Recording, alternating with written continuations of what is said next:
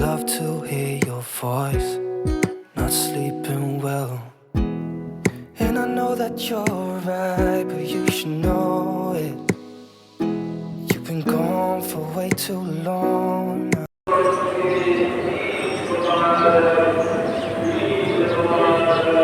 Hello everyone, আসসালামু আলাইকুম। Welcome back to my channel. ঈদের দিন ভোরবেলা থেকে ভিডিওটা স্টার্ট করে দিলাম। আমার তরফ থেকে সকল ভিউয়ার্স আপুদেরকে জানাচ্ছি ঈদ মোবারক। চাঁদ রাতে হচ্ছে কোরবানির গরু নিয়ে আসছে, সকালবেলা হচ্ছে গোসল করিয়ে দিচ্ছিল। অনেকে অলরেডি হচ্ছে নামাজ পড়তে গিয়েছে। তো এরই মাঝে আমি হচ্ছে একটু সেমাই পায়েস সেগুলো হচ্ছে বেড়ে দিচ্ছিলাম সবাইকে। যেহেতু সেমাই পায়েসটা আমি রাতের দিকে হচ্ছে রান্না করে রেখে দিয়েছিলাম, ফ্রিজে রেখে দিয়েছিলাম। গরমের টাইমে কিন্তু এখন ঠান্ডা ঠান্ডা খেতে বেশ ভালোই লাগবে। তো তারপর ঘরের টুকিটাকি কাজ শেষ করে এখন হচ্ছে দুপুরের জন্য হচ্ছে রান্নাবান্না করব।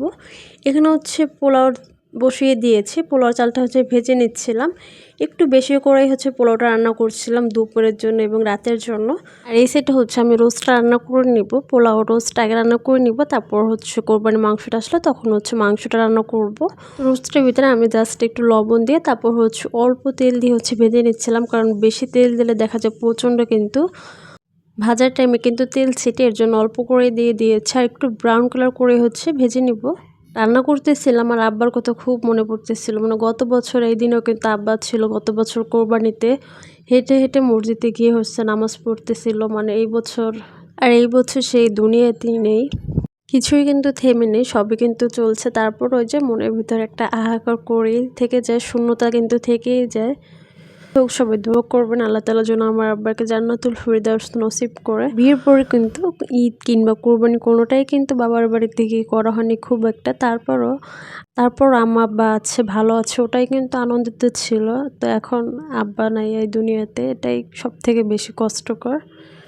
তো যাই হোক, এরপর হচ্ছে এই যে রান্নাবান্না ফিরে এসে অনেক কথা বলে ফেললাম। এখানে এই যে সব মশলাগুলো কিন্তু অ্যাড করে দিয়ে দিয়েছে। আর রোস্টটা হচ্ছে একটু ঝাল করেই রান্না করে আমাদের বাসাতে, একদম মিষ্টি মিষ্টি টাইপের না। তো ঝাল ঝাল করে হচ্ছে রোস্টটা রান্না করতেছিলাম। আর এখানে হচ্ছে গরু গোশটা রান্না করবো, এর জন্য হচ্ছে একটু সাইজ করে কেটে দিচ্ছিলো, যেহেতু এগুলো একটু বড় বড় সাইজ করা ছিল। তো আমার শাশুড়ি হচ্ছে কেটে দিচ্ছিলো, এরপর হচ্ছে আমি রান্নাটা করব।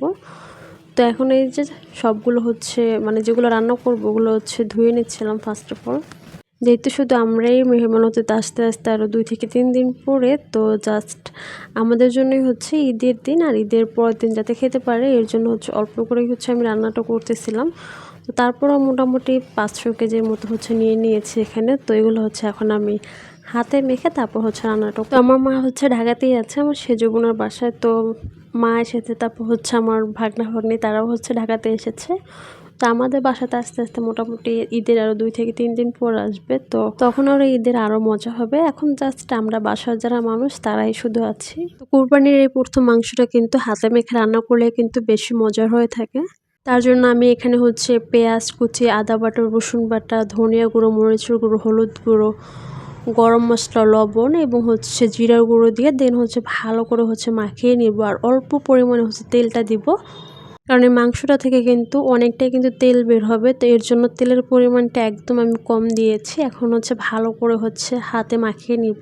কোরবানির এই প্রথম মাংসটা যেভাবে রান্না করি না কেন, বেশি মশলা দিয়ে অল্প মশলা দিয়ে হাতে মেখে কিংবা কষিয়ে যেভাবে রান্না করি না কেন, উভয়ভাবেই কিন্তু অনেক মজার হয়ে থাকে। রান্নাটাও কিন্তু খুব তাড়াতাড়ি হয়ে যায়। আল্লাহর রহমত বরকত কিন্তু এই মাংসটার ভিতরে থাকে।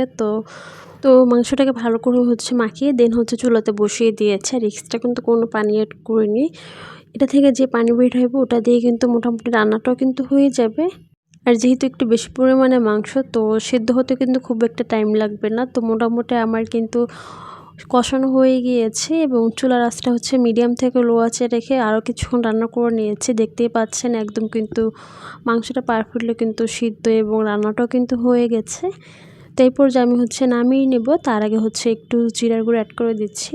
জিরার গুঁড়োটা আগেও একবার দিয়েছিলাম, এর জন্য অল্প পরিমাণে হচ্ছে অ্যাড করে দিয়েছি। তো হয়ে গেছে মোটামুটি। এখন হচ্ছে চুলার জালটা অফ করে দিব। একদম অল্প সময়ে কিন্তু রান্নাটা হয়ে গেছে। সবার খাওয়া দাওয়া শেষ। এখন হচ্ছে আমি আর আপনাদের ভাইয়া হচ্ছে খাবারটা খেয়ে নিব। তো তার জন্য হচ্ছে সুন্দরভাবে হচ্ছে একটু সার্ভ করে নিলাম। আয়নকে হচ্ছে আগে খাইয়ে দিয়েছি। তো রোস্ট নিয়ে নিয়েছি, পোলাও, আর সাথে হচ্ছে মাংসটা নিয়ে নিয়েছি। তো মোটামুটি বলতে গেলে দুপুরবেলায় হচ্ছে গরুর মাংস, কোরবানি প্রথম মাংস দিয়ে হচ্ছে সবাইকেই দিয়ে তারপর হচ্ছে যে আপনার দুপুরে হচ্ছে যে প্রথম কোরবানি মাংসটা দিয়ে হচ্ছে খাবার খেতে পেরেছি, আলহামদুলিল্লাহ। তো আপনার ভাইকে হচ্ছে দিয়ে দিচ্ছিলাম এবং আমি হচ্ছে নিয়ে নিয়েছি। রোস্টটা অবশ্য খুবই মজার হয়েছিল বাইরের রোস্ট থেকে, মানে রেস্টুরেন্টে কিংবা অন্য জায়গার রোস্ট থেকে আমার বাসার রোস্টটা খুবই মজার হয়ে আমার কাছে বেশ ভালো লাগে, মানে বাসার সবার কাছেই ভালো লাগে। একটু ঝাল টাইপের করে হচ্ছে রান্নাটা করে থাকি। আর আমার হচ্ছে গরুর মাংসে দেখা যায় হাড্ডিওয়ালা মাংস বেশ মজার লাগে, মানে খেতে বেশ ভালো লাগে। হাড্ডি কিংবা তেলওয়ালা একদম সলিড মাংসটা থেকে এখানে হচ্ছে আমি একটা নল্লি নিয়েছিলাম, দেখেন ভিতরের, এটা খেতেই কিন্তু সব থেকে মজার। তা আমি হচ্ছে বেছে বেছে হাড্ডিওয়ালা মাংসগুলো হচ্ছে নিয়েছিলাম, তারপর নলে নিয়েছিলাম। এটা দিয়ে হচ্ছে আলহামদুলিল্লাহ দুপুরে খাওয়াটা শেষ করলাম। আর বিকেলের দিকে হচ্ছে যে বট ছিল, বটগুলোকে হচ্ছে অল্প মশলা দিয়ে এখন হচ্ছে জ্বালিয়ে রেখে দিচ্ছি। কালকে হচ্ছে এটা আবার জ্বালিয়ে তারপর হচ্ছে ভাজা ভাজা করা হবে।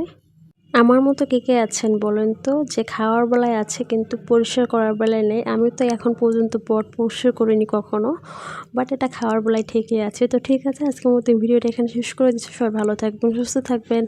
আল্লাহ হাফেজ, আসসালামু আলাইকুম।